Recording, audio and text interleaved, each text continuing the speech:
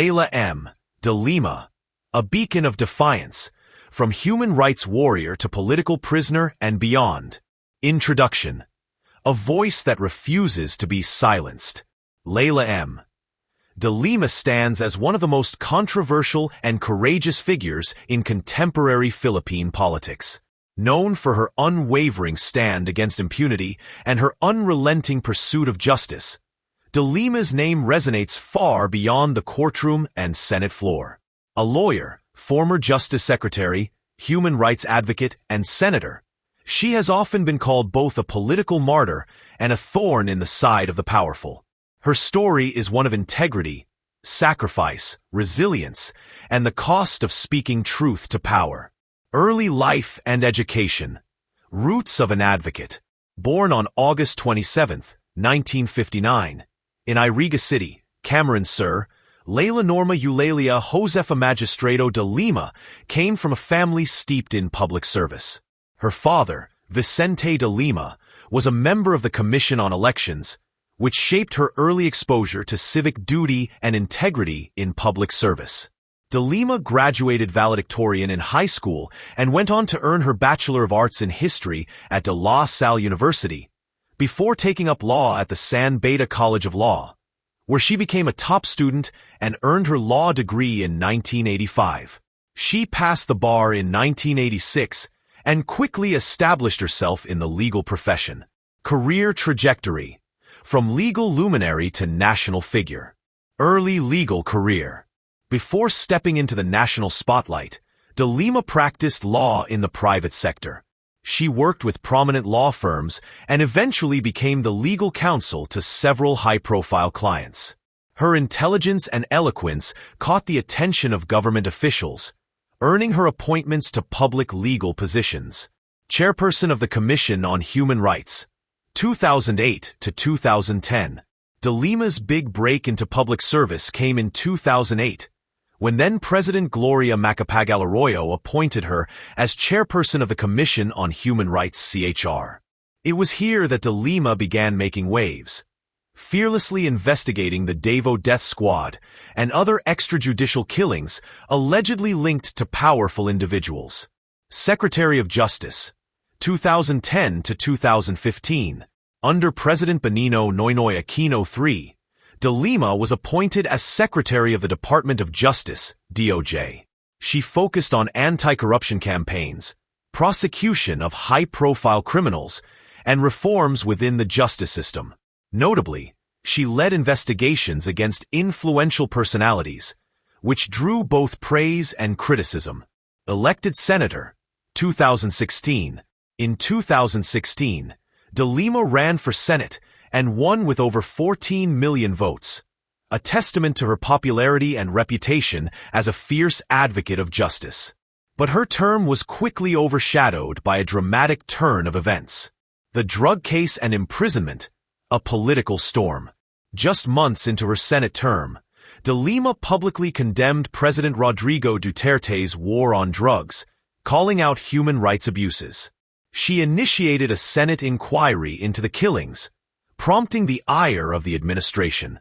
In February 2017, de Lima was arrested on drug-related charges based on testimonies from convicted criminals.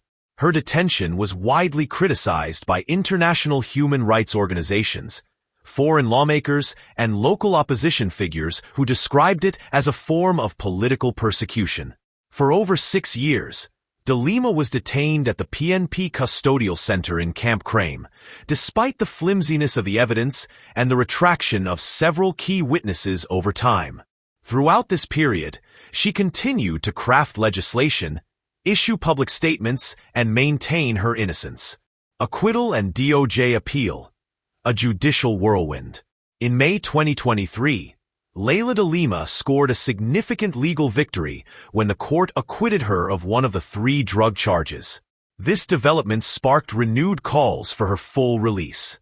In November 2023, she was granted bail after nearly 7 years in detention, a rare moment of vindication. However, in mid-2025, the Department of Justice, DOJ, filed an appeal to reverse the revised court ruling that acquitted her, arguing that the decision was legally questionable.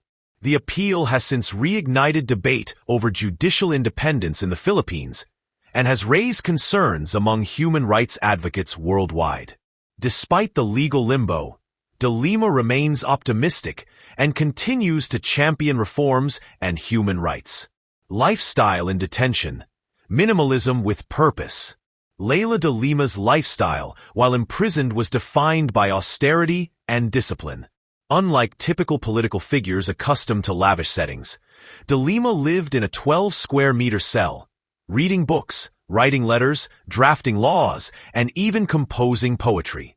Her day-to-day routine included spiritual meditation, advocacy work, and staying connected with the outside world through visitors and statements relayed by her legal team. Her minimalist existence behind bars only strengthened her image as a principled fighter, one who stood by her ideals even when stripped of freedom and comfort.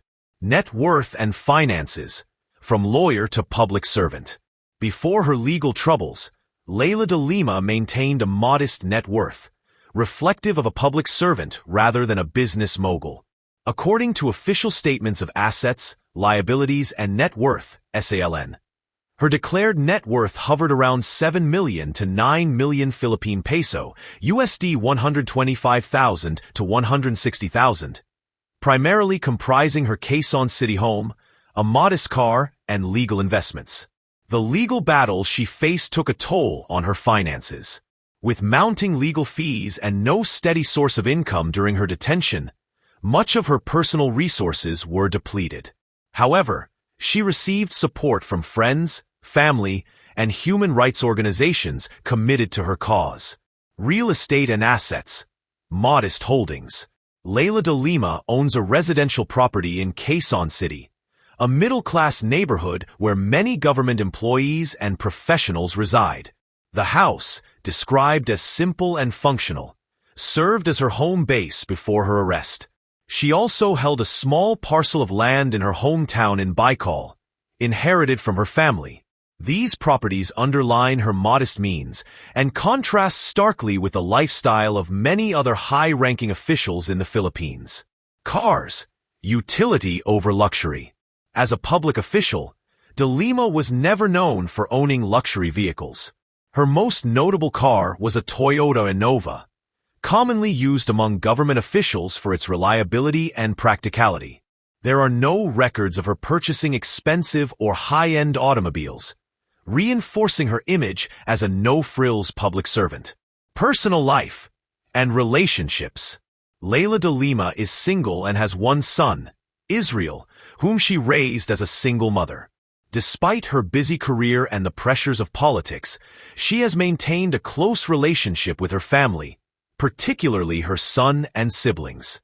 During her incarceration, they were a consistent source of emotional strength and support. She has not been romantically linked to anyone publicly in recent years, and much of her emotional energy has been channeled into her advocacy and legal battles.